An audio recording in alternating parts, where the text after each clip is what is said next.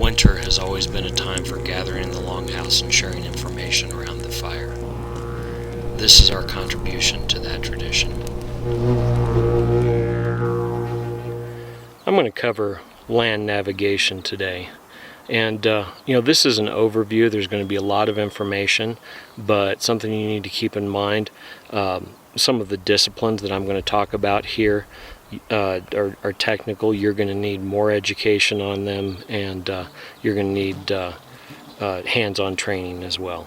But this should give you an idea what's useful for what, some tips for choosing a route, and it should be a good place to get you started. So the very first part of land navigation is a map. What is a map? You break it down. A map is just a picture of the world. It can be a picture of the world that's in our head.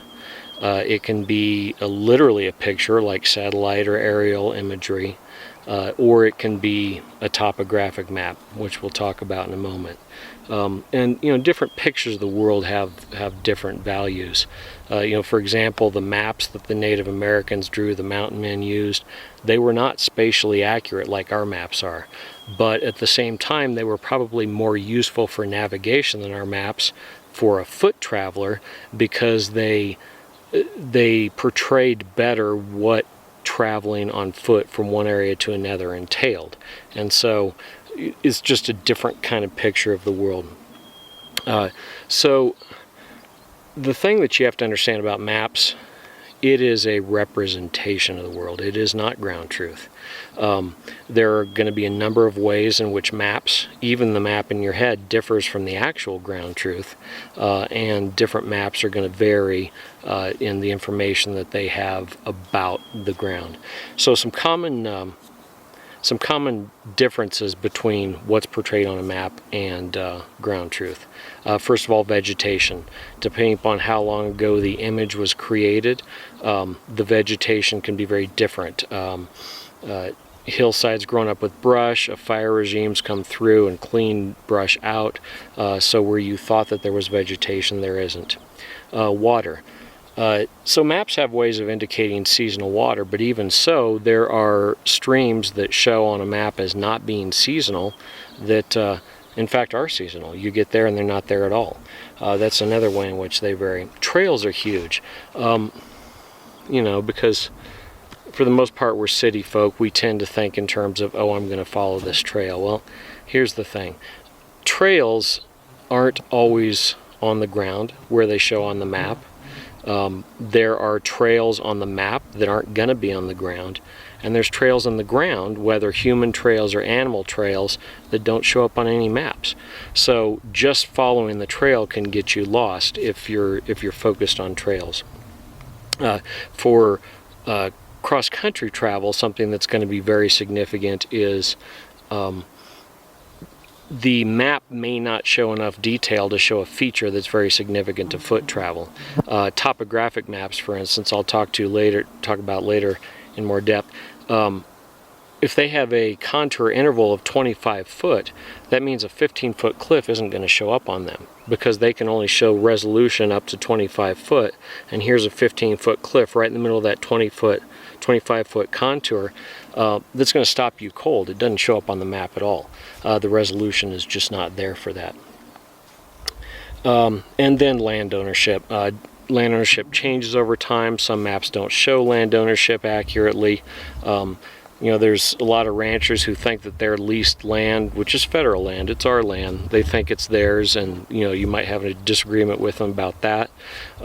So that's something else to be aware of when you think you're on federal land. Well, you may be, but you might run into some issues. So maps, our maps, our spatially accurate maps, are drawn to scale, which means that what makes them spatially accurate is they have an exact conversion ratio between the actual distance on the ground and the distance on the map. So a map this size may cover 2 miles, it may cover 10 miles, it may cover 100 miles. and that's what we call scales. So these scales, different scales have different values to us. Well, probably the easiest thing is just to jump right into an iteration of the maps that we like and use. So the classic one is the USGS quad. Now this is a topographic map. A topographic map is it is a picture, but it's meant to be more of a mathematical representation. So there's the way that it represents a hill, for example, if you think of a bunch of pancakes, successively smaller pancakes on top of each other, and you look straight down at those pancakes that are successfully taller on each other, you're going to be looking at lines. You know, the top one's going to be this line, next one's going to be this line, next one's going to be this line. That's in essence how a topographic map is drawn. And there's the USGS survey stuff has springs are on it. You're going to see water sources. You're going to see a lot of good historical features. A lot of the times cabins are on the USGS maps. Bug in the mouth. Cabins are going to be on USGS maps. And so there's a lot of historical stuff. However, there's a lot of trails on USGS maps that have been abandoned by the Forest Service for maintenance. So you might plan to follow a trail and you get on the ground and it's just not there. Or it gives you enough of a passageway to go somewhere really cool that nobody else is going because they're all following trails. The scale is 1 to 24,000, which is pretty doggone good for most hiking navigational tasks. Now, historically, you had to go buy these quads in the store, and so your trip might actually cover 2 quads, and so you'd have this uncomfortable, well, I don't need all this map, I don't need all this map, but I actually need 2, and some folks had like taped together the maps and cut out the area they wanted. Nowadays, most people are using the USGS survey data via other applications so that they can center it where they want and print it where they want. We, for example, for the most part, the paper maps we use to navigate, we produce on caltopo.com, and that's just USGS survey data, but you can zoom arbitrarily, you can center arbitrarily, and you can create exactly the map that you want. It prints out on an 8.5 by 11 sheet of paper. So a given trip might carry 2 or 3 of those sheets of paper. You can write notes on them, you get home, you throw them away, or whatever you want to do. So that's USGS quads. Another thing that typically I'm going to have is a Trails Illustrated map. I like them because they're larger. They're 1 to 40,000. You know, they're big old fold-out maps. I rarely use one for navigation. I always have one of the area in my map. I like them because they're going to cover like a whole wilderness area, or at least half of a wilderness area. So on paper, all in one view, you can see where you are relative to mountain ranges and things like that. They tend to only have hiking trails, not things like ATV trails. They're pretty up to date with respect to the trails that are on them.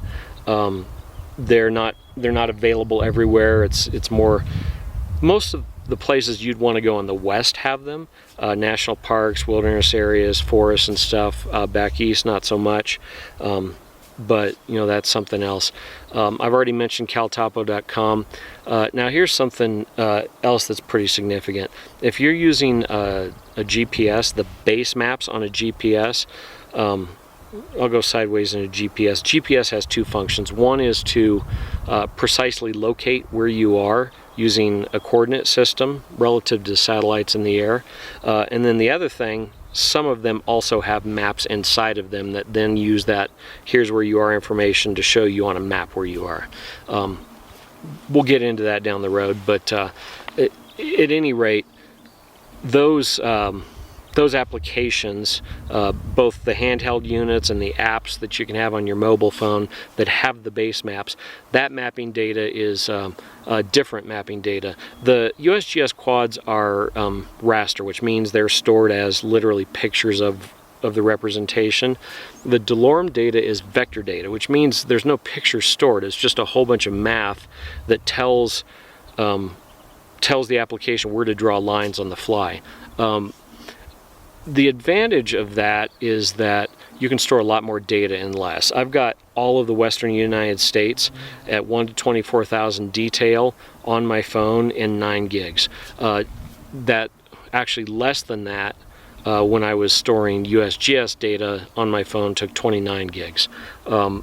The vector data is zoomable, infinitely zoomable, which can be disoriented at times. You can zoom all the way down in between 2 contour lines.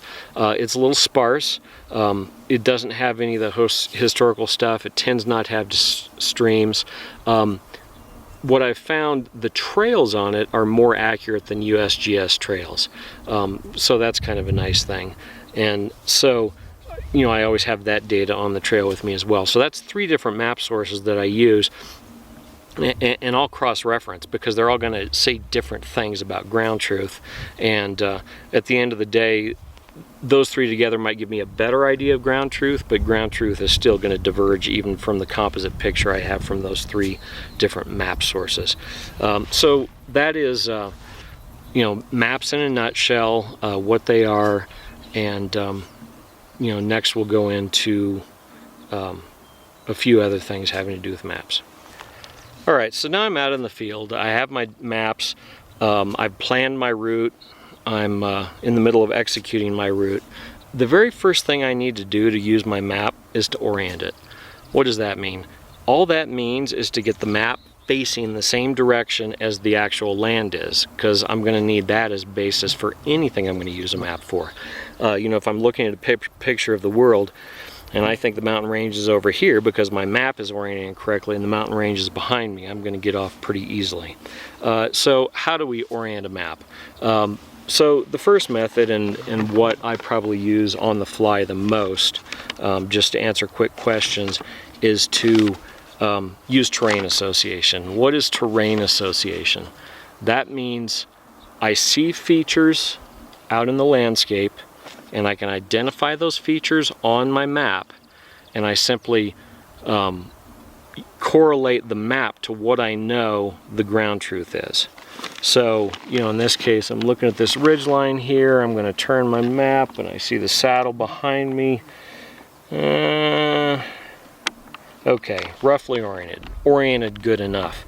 So that's using terrain association. What are some pitfalls there? Well, what if I've incorrectly identified the landscape? What if I'm off by 15-20 degrees and I'm wanting to go down a certain ridge line, and there's another ridge line 15 or 20 degrees to the west of it? I can end up going down the wrong ridge line because I've incorrectly oriented my map. A far better way to do it is to use a compass. Oop. There we go. To use a compass. Now, a compass with a nice long flat edge like this is definitely the easiest way to get a map oriented and to do things on the map. A compass like this is not awesome for taking a site, which I'll get into in a couple minutes. But at any rate, in order to orient a map using a compass, this is the right answer. It's the precise answer. It's what you should do if you want to be serious about having your map properly oriented. You need to understand, maps point to what we call true north, the very top of the globe. Compasses don't point north. They point to something called magnetic north. They're oriented to a magnetic field that's close enough to north to pretty much work out for us, but not precisely north. So depending upon where you are in the world, because, you know, if I'm sitting right here like this, I'm directly in line with true north and magnetic north, this being magnetic north. So for me, they're 0 degrees off. But what if I'm a little bit to the west? Now, magnetic north is several degrees to the right or to the east of true north. And you need to know where you are, what that's called declination, what that is. So basically what you're doing is you want to account for that offset. Now, most maps make it easy. At the very bottom, there's going to be something that shows true north, which is going to be oriented with the straight lines on the map. And then there'll be a little line that says magnetic north. And so you're basically pointing your compass to that magnetic north. So everything's lined up on magnetic north, and that'll ensure that your map is actually pointed towards true north. And so that is the basis for orienting a map, and you need to do that precisely to do anything else navigationally with it. And something else about orienting maps, if you're using first of all, always have paper maps regardless, but if you're using a GPS with base maps in it to navigate, that can get a little bit wonky, because the arrow shows where you're pointed, and so A, that's not 100% accurate. B, it can kind of shift around based on what it thinks it's doing. I found the compasses inside of phones aren't really that reliably good. Oh, reminds me of something. Make sure when you're using a compass, whether it's in your phone or here, it's basically just looking for a big old magnet. And if you have it near any metal source, belt buckle's the classic one, a firearm, anything like that, it can change where the compass needle points. So you need to make sure it's in a non-metal environment in order to do that orientation. But anyway, back to the compass on the phone. What I think, or on the GPS, what I think the best thing to do, honestly, is if you have a way of locking it so that the map doesn't rotate based on your position, and then use a compass off to the side so that you're not throwing off the compass to get your base map oriented, or to get your phone oriented, because your phone's locked on north. Get yourself oriented towards north minus the offset, and that's a good way to kind of verify what the orientation of the map on your phone is.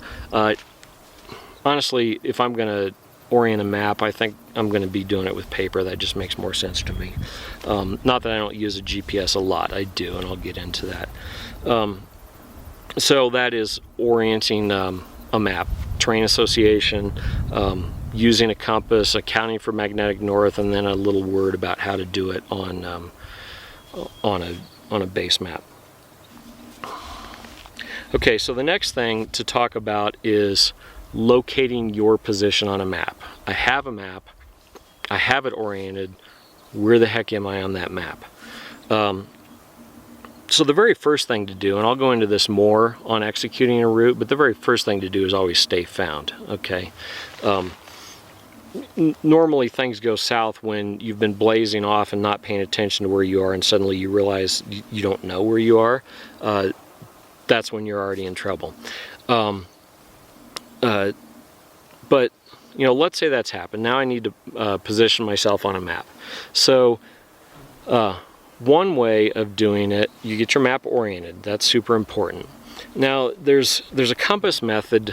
Well, I should mention celestial navigation, which requires a logbook and some precise instrumentation, stuff like that. That's one way to position yourself accurately on a map. Most land navigators don't use that these days. The next thing is to use a compass, and there's a methodology called triangulation or resection. And basically what you're doing is getting the map precisely oriented so it matches the Earth, and then you're going to take a bearing. So you're going to find out what the degrees are to a known point on the horizon, another known point on the horizon, hopefully a third known point on the horizon, and then because you're basically, that's the ground truth. Degrees to this point, degrees to this point, degrees to that point. Then because the map exactly matches that with respect to orientation, I can use a compass to draw those lines on the map, and they should all intersect where I am. So to me that has a lot of problems. It used to be kind of the only answer. If I can see where those points are and I know what they are, I don't really even need a compass. I can just use terrain association to figure out where I am. Maybe the compass gets me more precisely oriented, but there are a lot of times, for the most part, if I'm lost, it's when I can't see a damn thing. I'm down here in the forest.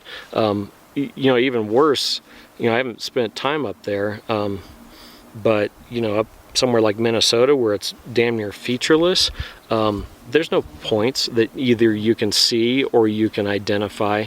The other thing is misidentifying points. you know, I've definitely, in times past, before the GPS was invented, you know, I definitely spent time playing the, well, is it this landmark or that landmark I'm looking at game, and that can quickly lead to error. But it's a process you should know how to do. I don't even want to say as a backup, because if you're really lost, it's not going to help you that much. But I guess the reason to do it is to be more confident in how a map works and how angles work, because there are some navigational ways in which you want to use a compass, and that'll make you more comfortable with it. The real answer, if you are lost to finding yourself, is this wonderful invention that was not around at the beginning of my navigational career, called the GPS. It uses satellites. I mean, in some ways it's kind of like celestial navigation, except for celestial navigation relies on, well, one method relies on an accurate knowledge of what time it is, and then another relies on a different data set. But at any rate, GPS fixes on satellites that are in the air and will give you a precise position. If you're really lost, GPS is the only answer. There's nothing else that's gonna help you figure out where your position is. And so we have them now. You should have one. You should know how to use it. The basis of doing that is what's called a grid system. And GPSs can be set up to use different grid systems. There's UTM, which I think is the official standard for wilderness travel in the United States. MGRS, which I think is the military standard. Lat Long, which of course has been latitude and longitude, which of course it comes over from celestial navigation, and it's also used in a lot of places. You know, pick one and standardize on it. I've standardized on UTM. It's a base 10, whereas lat long is degrees, minutes, and seconds, and it's just easier to think in terms of divisions, you know, successively smaller divisions of 10. But basically what the satellite does is your unit fixes on the satellite and gives you a coordinate in whatever system you've chosen, an X and a Y coordinate. And then you use that coordinate with your map to plot, using that coordinate system, where precisely on the map you are. It works very well. It's easy to do. You do need some things to line up. First of all, there's something called a datum, which has to do with the coordinate system, and your map needs to be using the same datum as your GPS does. Second of all, your map needs to have the same coordinate system on it that your GPS does. Some maps will have UTM, some will have lat long, some will have both. If you're printing your own, you can choose. You know, using CalTopo, I have a nice UTM overlay on all the maps that I use, and basically you get that number back, and then you can plot on the map exactly where you are. A GPS with a base map in it does exactly the same thing, except for then it plots on its base map where you are on that base map. And it's valuable at times too. When I am navigating, actually out in this country, I spend a lot of time, mostly the other side of this range of mountains. I use terrain association almost exclusively for navigation. I'm frequently off trail. You can see what the country is. It's not too hard to stay found with regard to land features if you know how to read terrain and read a map. But what I will use a GPS for a lot, and I end up using the one on my mobile phone just because it's quicker and easier. There's a lot of trails out here that I'm trying to follow that just don't exist anymore. And you know, at a certain point it doesn't matter. The trail goes up the drainage, I want to go up the drainage, I'm going to just take whatever the best path is. But the trail presumably skirted through significant obstacles or took the easiest path. Presumably, not always the case, and oftentimes I'll abandon a trail just because it was, you know, poorly laid out. But you know, out here trails will disappear in 2 or 3 years, and so there are times when I'm particularly in deep timber, trying to find my way through, where I'll use the GPS to make sure I'm where the trail used to be, so I've at least got an idea that maybe I'm on the easiest path through there. And again, I may abandon it, but I'll use a GPS like that a lot. There was another time where I used a GPS and getting fixes on the map where I had been off trail for the entire trip. I was coming back down a mountain through a whole bunch of aspen groves. You know, the flank of the mountain was probably a mile or two around, and I'm coming down ridge lines in aspen groves, and I wanted to get back to a certain notch where I could dive off down into the canyon where my car was. Well, there was not much chance that I was going to hit that notch reliably without the use of a positioning to figure out where I was. And you know, I could have used vectors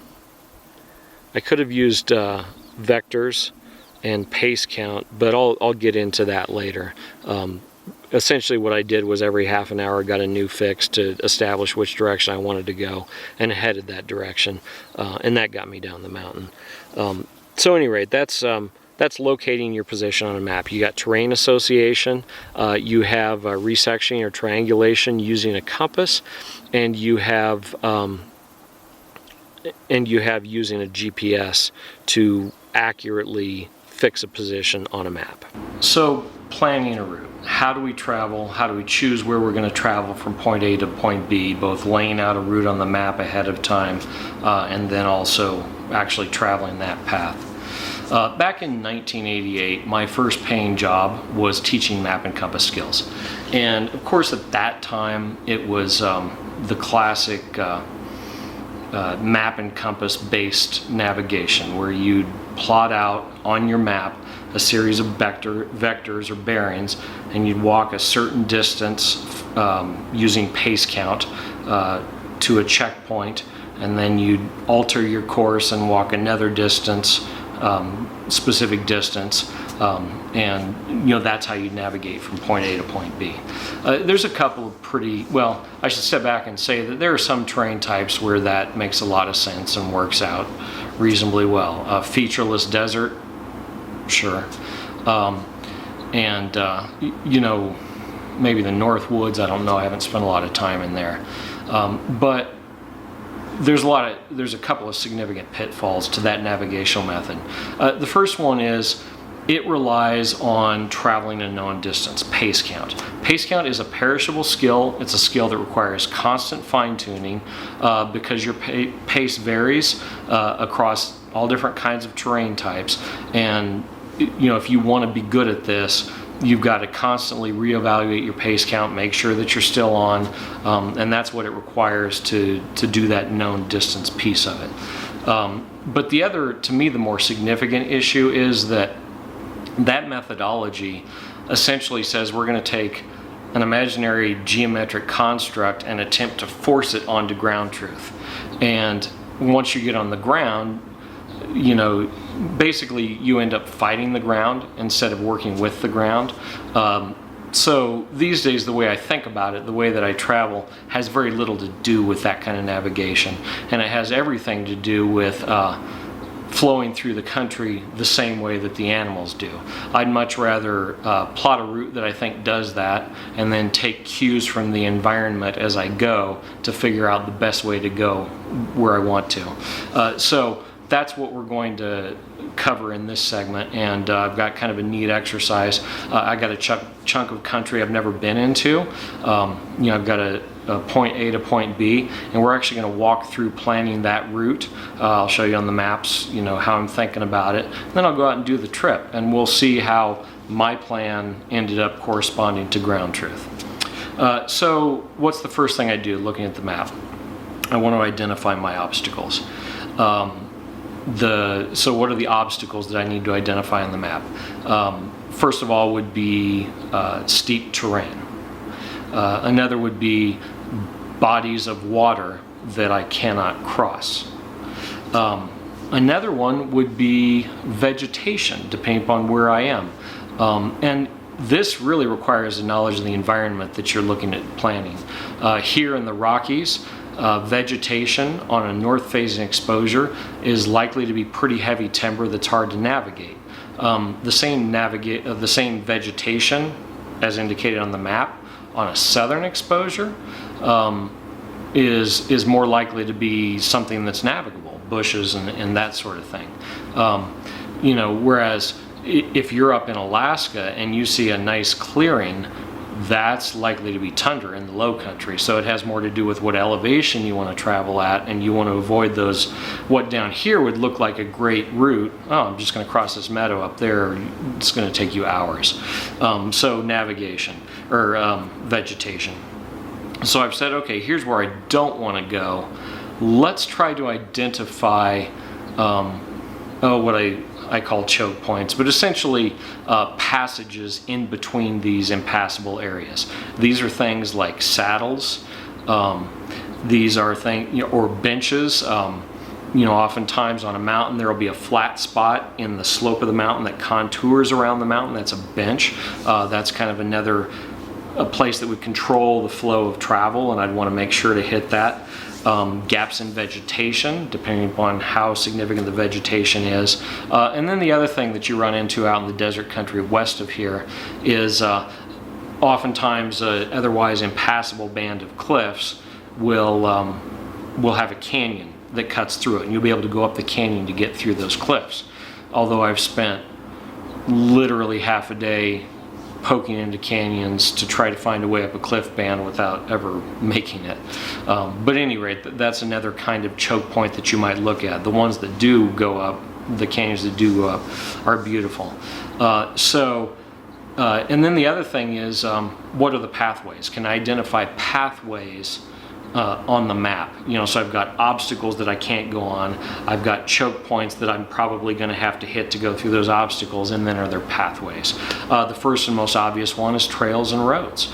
A constructed trail is in fact a pathway. Trail can be one of two things.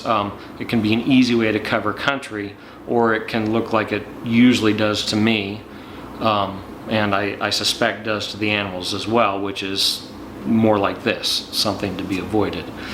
Ridge lines. A ridge line up a mountain, if it's not too steep, is a real good pathway, keep you off of the side hilling. The ridge line is another very good pathway.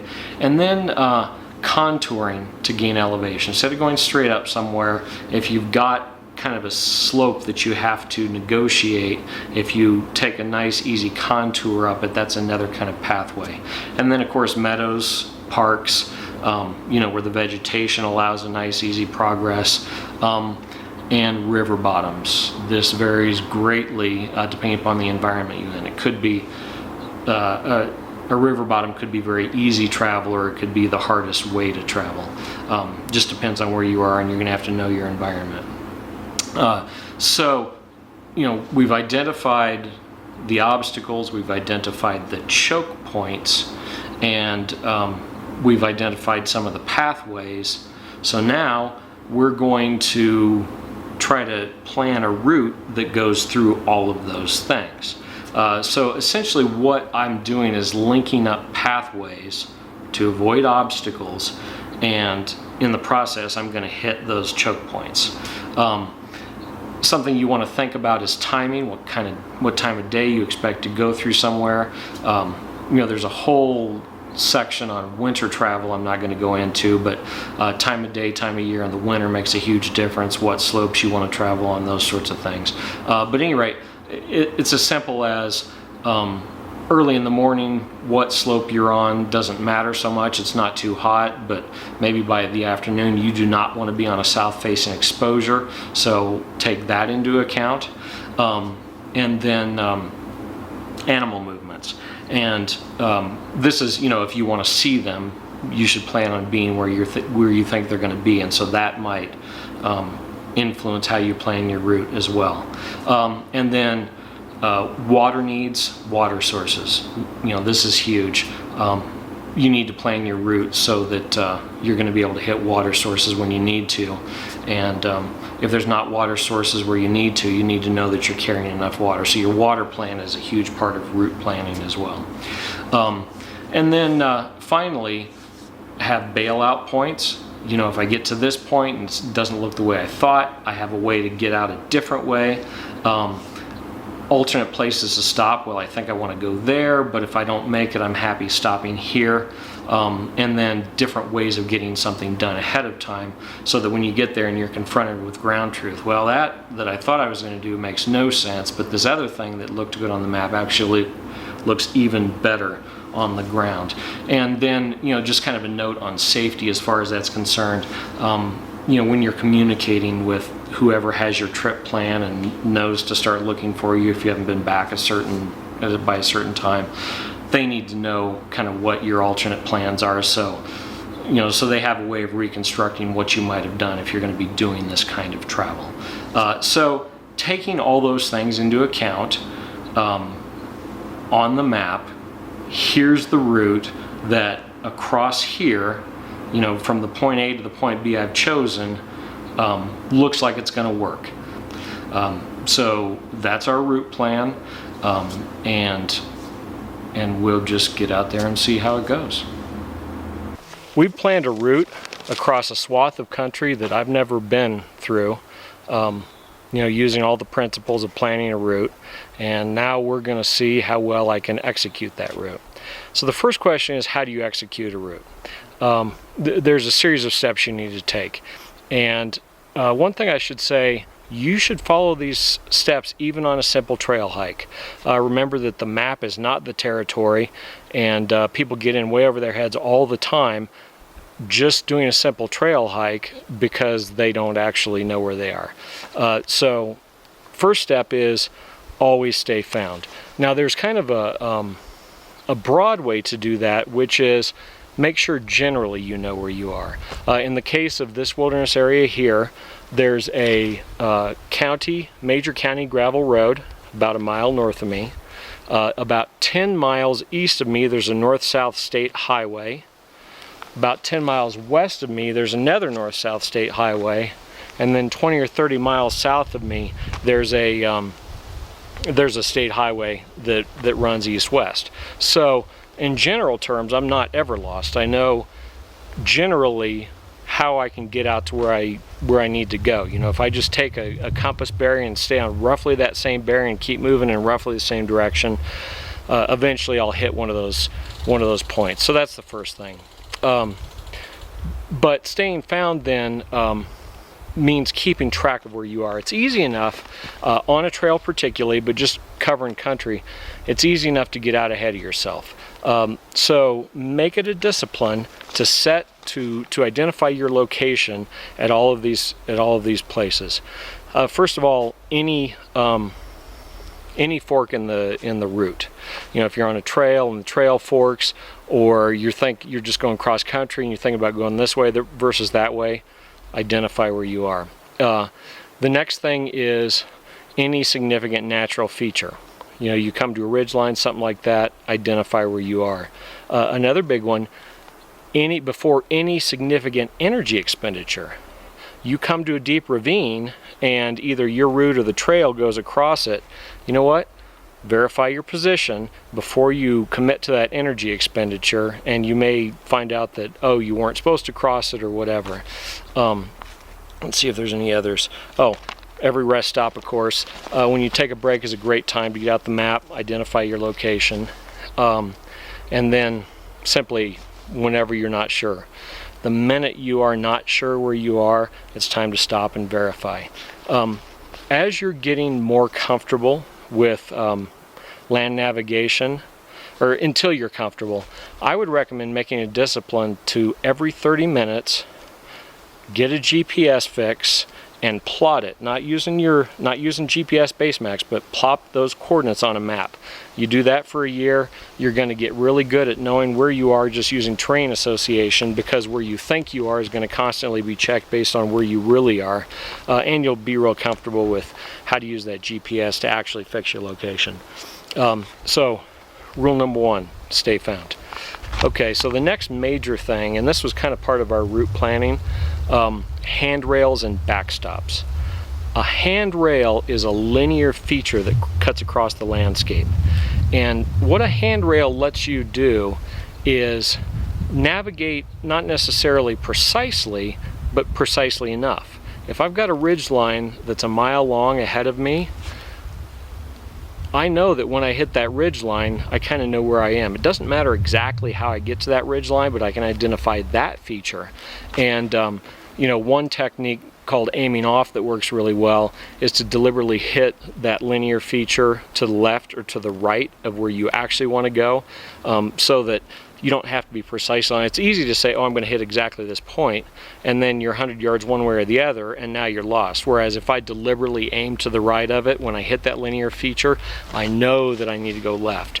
So that's aiming off. And then backstops is, again, sort of a linear feature.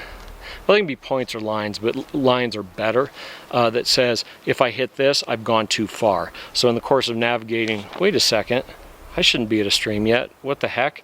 Oh, I blew right past where I was trying to go because I've hit this backstop that I already identified. So identify both of those features and use them. And then this is the art that we're going to go into. Remember how in planning a route I said our goal is to flow through the landscape naturally, a good and easy flow through the landscape the same way the animals travel. You're going to constantly make micro adjustments, particularly for off-trail travel and where you go.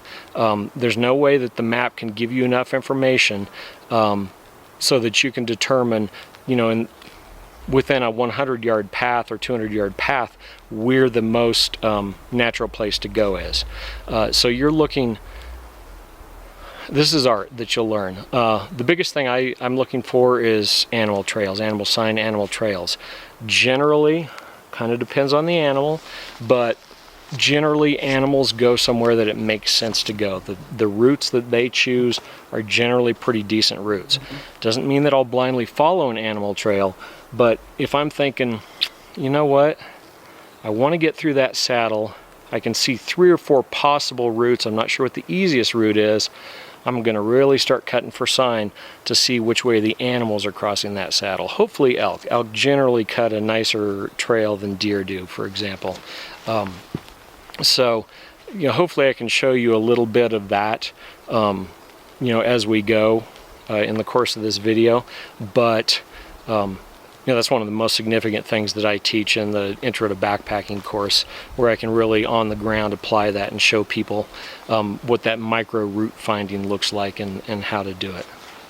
So let's head out here and see how successfully we can execute this route that we planned.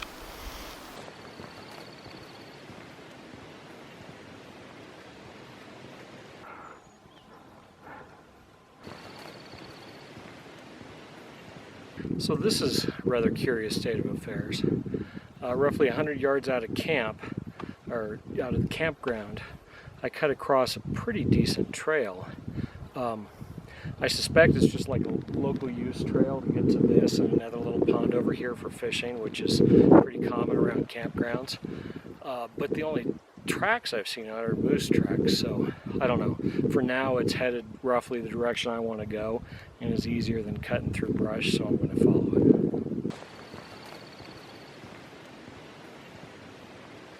Alright, we've gotten past all the little local traffic trails where the fishing holes were. We've done a somewhat significant stream crossing. It's clear that this trail is going somewhere. Is it going to peter out in the next meadow? Who knows? But we're at kind of a major inflection point here. This ridge line is one of the most significant obstacles on the route that we had planned, and our plan was to cut out around there and contour around the nose of it. From here, it looks to me like the trail is going to go through that little saddle over there. So if it ends up that the trail goes somewhere other than my plan, then it's going to be a judgment call whether or not I follow that trail. I do know there's a little alpine lake up there, so if the trail heads that way, I might suspect it's headed up there.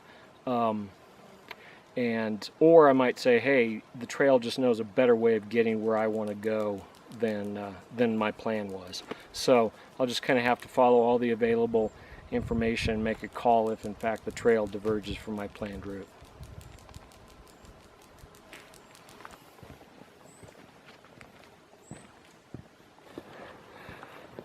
It turned out that the trail went the same direction I wanted to and came right over the nose of the ridge quite nicely. I've followed the trail down into the next basin, but it's petered out going down this hill. Even though the trail is gone now, I can see an elk camp, which is probably the reason the trail existed in the first place. If it continues up the hill beyond, I'll be able to pick it up over at the elk camp.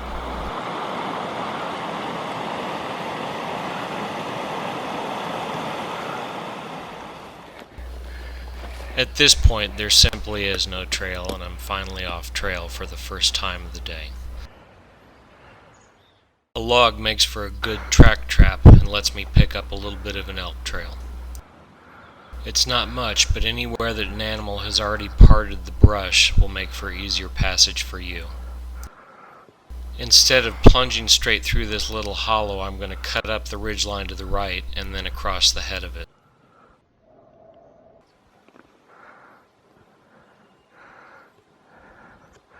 The head wall is dangerously steep, but I see a horizontal line that might indicate a spot where an animal trail goes.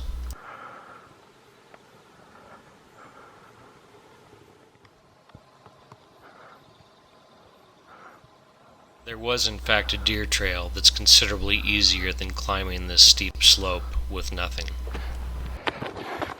I reached the saddle, but it's not exactly what I expected. There's nothing but rock slide on the other side, and no reason to descend. Since I'm hemmed in by rock slides, I decide to climb the ridge instead for a better view. When I finally pick out the elk trail, it's a characteristic masterpiece of sinuosity. Aerial photographs probably would have told this tale ahead of time, but I prefer not to use them. Quite a ways off script now, I descend a different ridgeline and make camp for the night. As per usual, I didn't go exactly where I expected to, but rather where the country led me. We've covered a fair amount of country in this video, so I'm going to do a little bit of recap. First, we talked about maps, how they're not ground truth. We talked a little bit about map scale, and then some different maps and their characteristics. Then we covered orienting a map, using terrain association and using a compass. Then we talked about how to locate your position on a map, again using terrain association, triangulation with a compass, and also GPS plotting. Then we branched out into how to plan a route by identifying obstacles, choke points, pathways, and water needs, and how to plot a route based on those things. And finally, we did a practical field exercise where we covered executing the route that we had planned. The chief rule being always stay found. We talked about using handrails and backstops, and went into some detail about how to gather information from the environment. An hour seems like a long time, but this was really just an overview to land navigation. Hopefully it'll serve as a good basis to delve deeper into the various aspects of this topic to make you a confident and competent backcountry traveler.